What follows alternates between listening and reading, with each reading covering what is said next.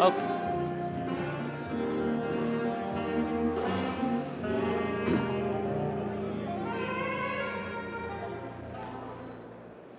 So thank you very much for being here. I want to talk to you a little bit about irrational human behavior, about the mistakes we all make when we make decisions. And you might think that people basically get introduced to irrationality through marriage, usually. Thank you. In my particular case, I had this experience in hospital. I was burned very badly about a long time ago.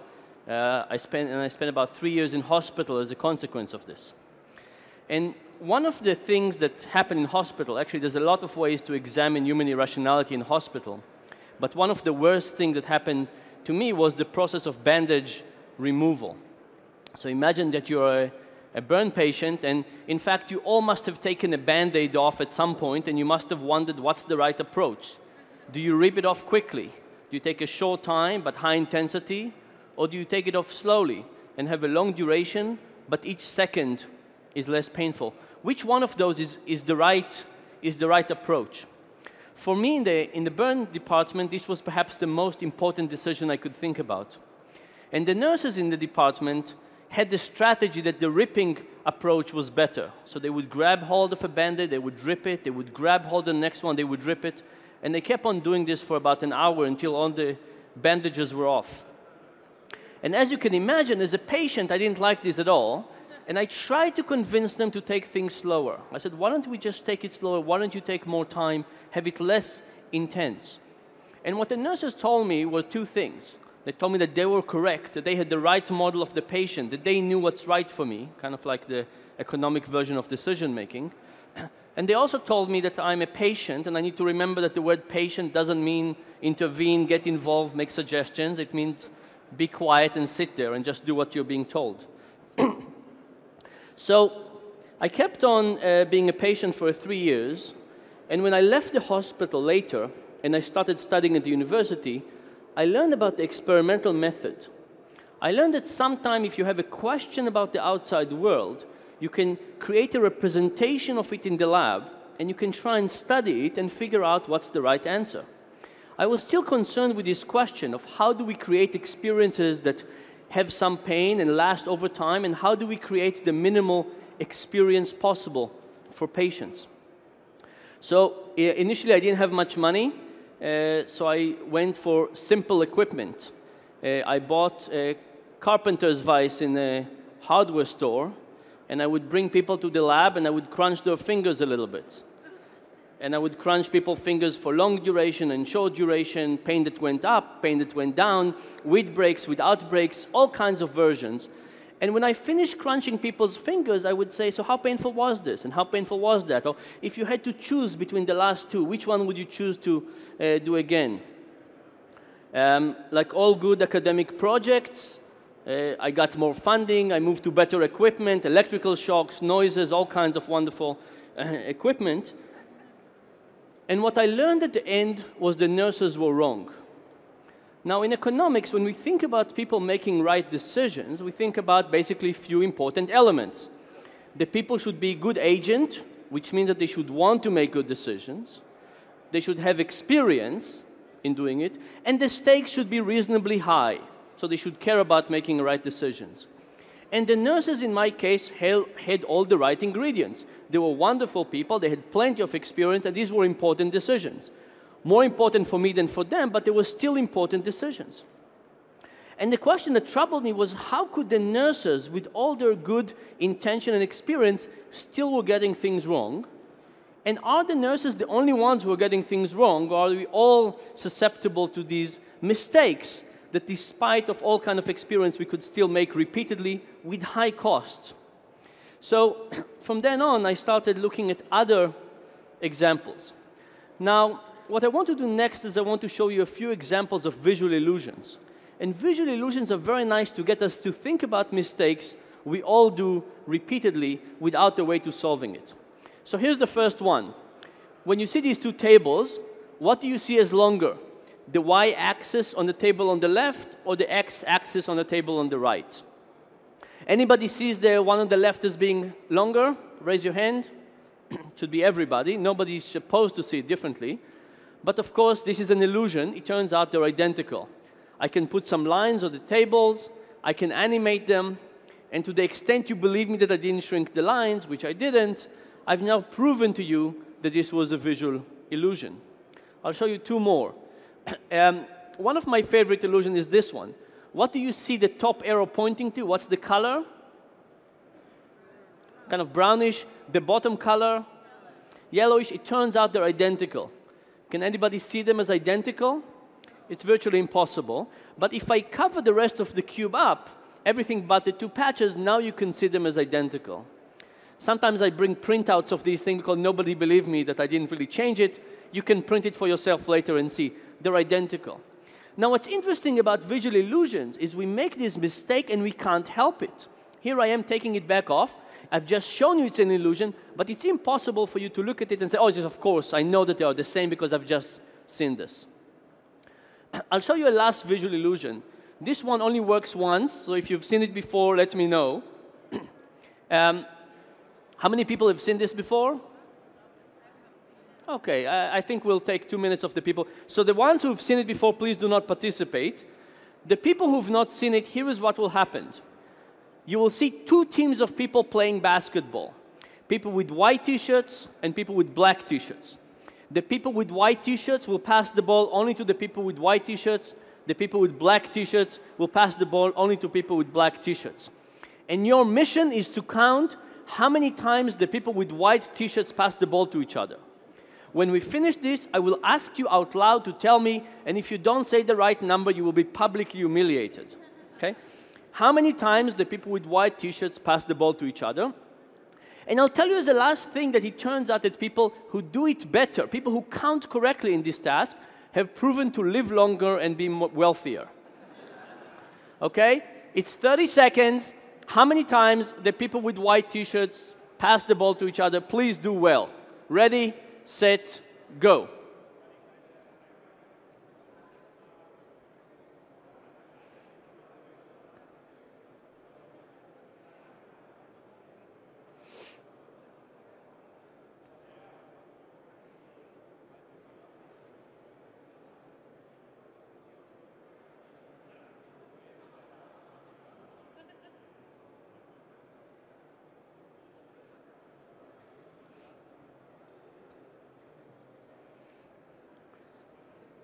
Okay, not including the last incomplete pass. How many times did you see?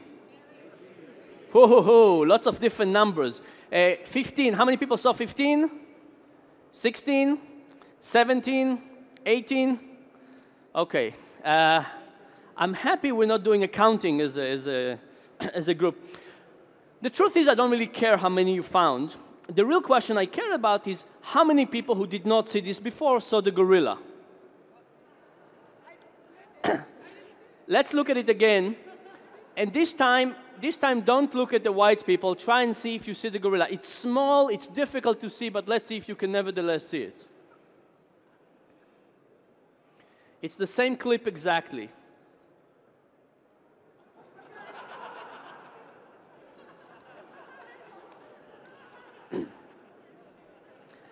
Now, most people can't see the gorilla.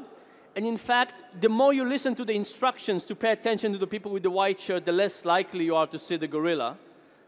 And it is interesting to think about it. Something big and black passed through the middle of your visual field, a small area when you were focusing on, and you were able to ignore it. It's really a human, an unbelievable human ability. Why do I show you these illusions as a way to think about human irrationality? Think about the following.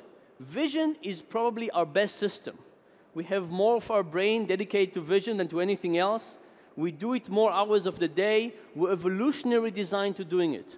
If we make such predictable, repeatable mistakes in vision, which is such a good system, what are the odds that we will not make even more mistakes in a system that is not as good? For example, something that does financial decision-making or medical decision-making. Very, very low. So I want to argue that in the same way that we have visual illusions, we have decision illusions. And I want to show you a couple of examples for those. This is maybe one of my favorite plots in all of social science. It shows the percentage of people who are willing to give their organs to donation. And you basically see two types of countries. Countries that give a little and countries that give a lot. And when people look at this, when they try to explain why are some countries giving a lot and some countries give a little, they think it must be a cultural issue. After all, if you give your organs to somebody, it's a gift. After you die, you probably really like other people. Maybe something like that. It turns out that the explanation is very simple. It depends on the form at the Department of Motor Vehicle. Here is what happens. In countries that have the form looks like this, check the box below if you want to participate in the organ donor program. What people do, they don't check and they don't join. These are the countries on the left. In other countries, the form is slightly different. It says, check the box below if you don't want to participate. What do people do? They don't check, but now they participate. This small difference of basically a couple of words on the form has billions of dollars consequences in terms of what people end up doing. Now, you might think, you know what? I don't care about organ donation. If you were a classical economist, you would say the cost of lifting a pencil and marking a V on the form is higher than the expected benefit of this. It's such a trivial decision, I don't care about it. But in fact, it's not because it's trivial. It's because it's difficult and complex. It's because we don't know how much we value these things. And it's such a difficult decision, we don't know what to do, we just do whatever was suggested for us. Now you might think, okay, this happens only when people don't know what to do. Surely it will not happen to professionals. Well, it turns out it happens to professionals as well. Here's a story.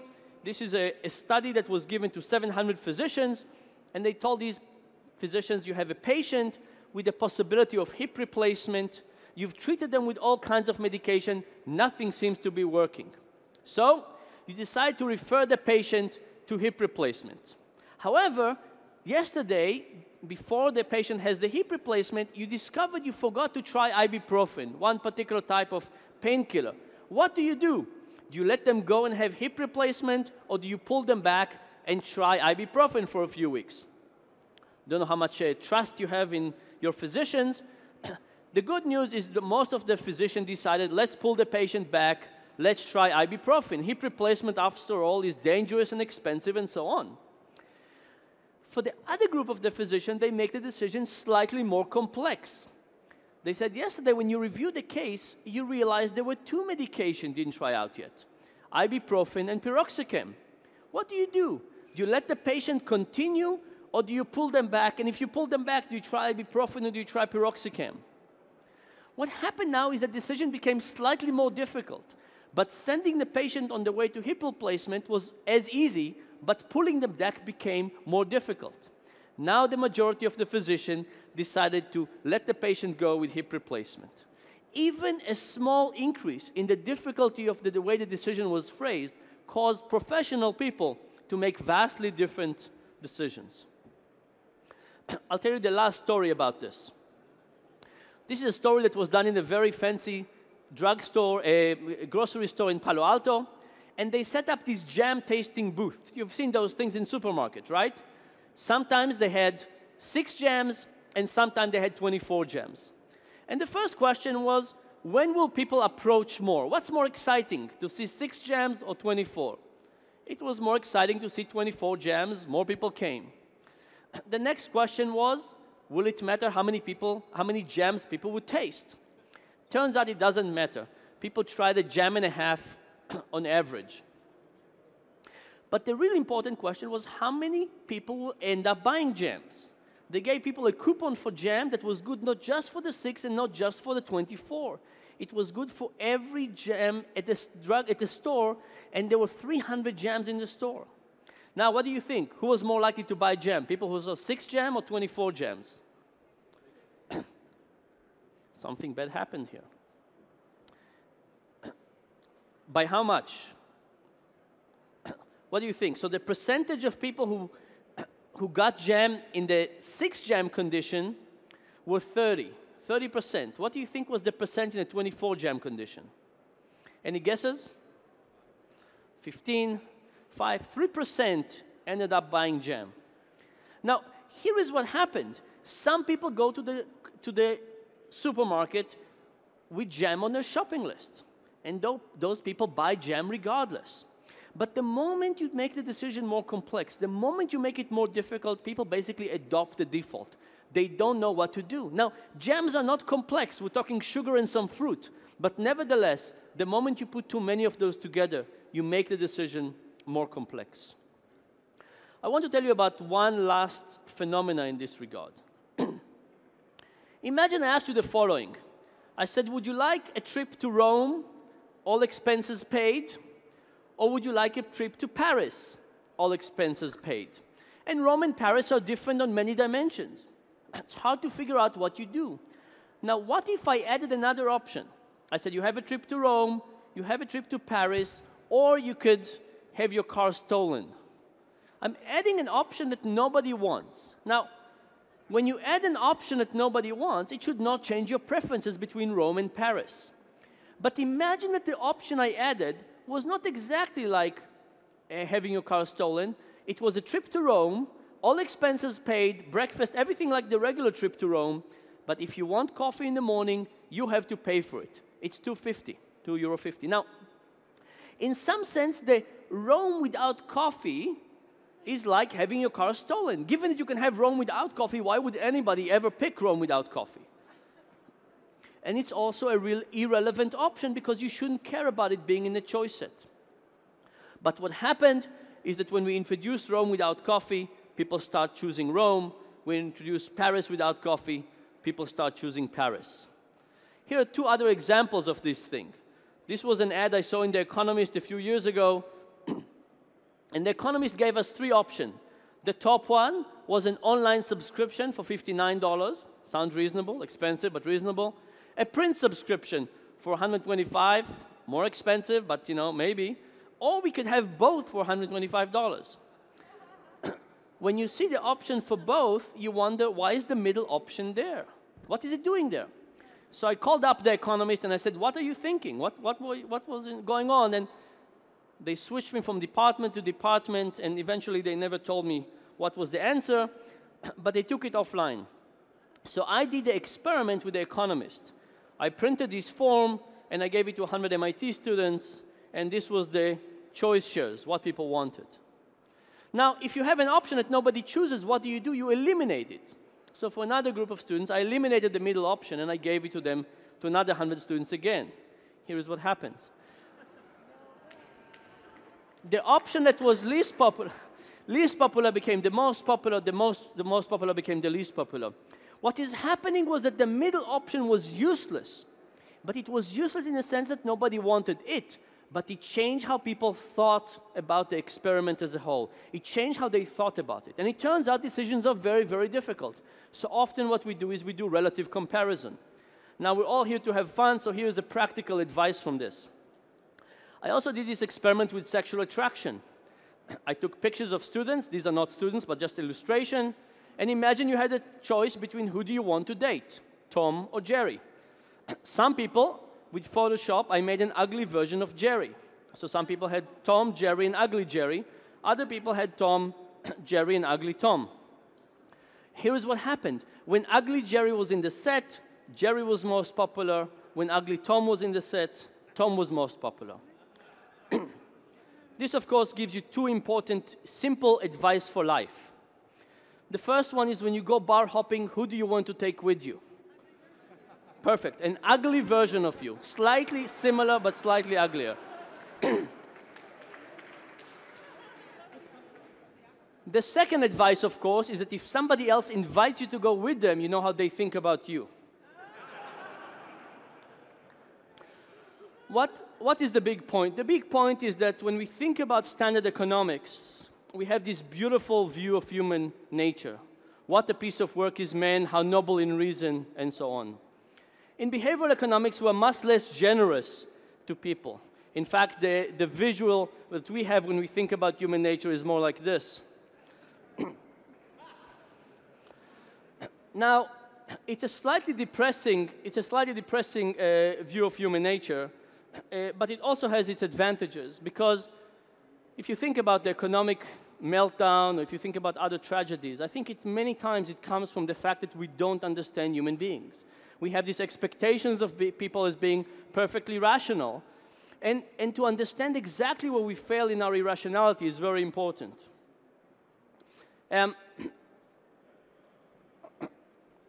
What is the big... Actually, I'll skip something because I see my time is up. I think there are three big lessons in behavioral economics. The first one is that we have multiple irrational tendencies. I told you about a few. If we had more hours, I would tell you more hours. We do a lot of entertaining stuff. The second is we have very bad intuitions about those things. Think about the organ donation example. How many of you feel that if you went to the DMV tomorrow to get your license and you decided that you would be influenced by the form? It's very hard to feel that we would be influenced by the form. Other people, of course, but for us, it's very hard to believe that we would be influenced by all of these tricks. And because it's so hard to think about it, we don't take them into account. And what it follows from that is that we need to test our intuitions. We need to say, okay, we have all kinds of beliefs, and we need to test them. And in fact, this was one of the main lessons I learned when I went back to the hospital. When I went back to the hospital to talk to my nurses, they told me two things. The first one was that they told me that I didn't take their pain into account. They said, look, being a nurse in the burn department is very tough. We had to take these bandages of you. It was incredibly unpleasant. We did not want to make the experience any longer for ourselves. So you should think about our pain as well. We agreed that this was not the objective of the treatment, but still. The second thing they told me, which I think is more informative, is that it was very hard for them to go against their intuitions and test something they didn't believe in. Imagine that you're interviewing somebody for a job and you see somebody who's terrible. How would you ever know that they would not do very well in the job? To learn about this, you would have to hire them and see whether they work out 2 years later. But it's incredibly hard to work against our intuitions. So my nurses had this very strong belief about what was the right thing, and because testing it gave them such a cost, they did not want to test anything. And I think it's actually a very general lesson. There's a lot of things in life that we believe, and testing those things would come at a cost. It will be difficult, complex, emotional, sometimes financial. But unless we do it, we're never going to learn how to do things correctly. And I'll tell you one last thing. I'm always looking for more subjects. If you want to participate in our studies, you're very welcome to join. Thank you very much.